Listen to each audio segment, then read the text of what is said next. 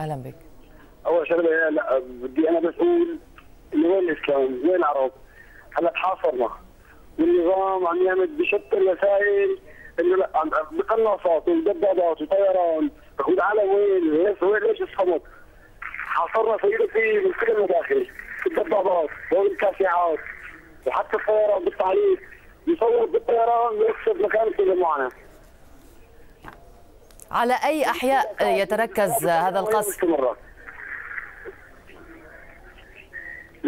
لدينا اصبحت حصيله 15 شهيد في حي الميدان، اغلبهم في القناصه واغلبهم حتى من المدنيين يقنص مين يعني قطع الشارع عم يخوفوا. سألتك على أي أحياء يتركز القصف؟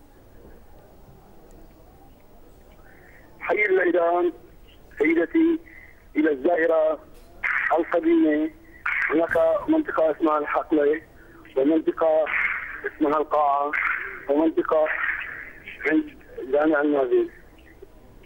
يركز تماما لأنه مكان تواجدنا، وهو يركز تماما أن يدخل من هذه المحاور وحتى يجدوا أبو حبل. والآن وصلني خبر وأقسم بالله على هذا دخل إلى مشفى المعاني ليذبح الجرحى.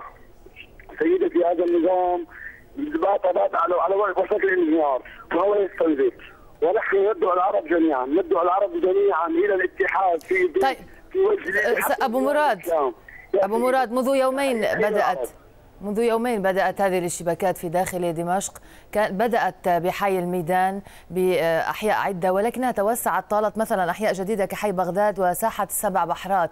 هل لك أن تزودنا بمعلومات عن حي بغداد والسبع بحرات؟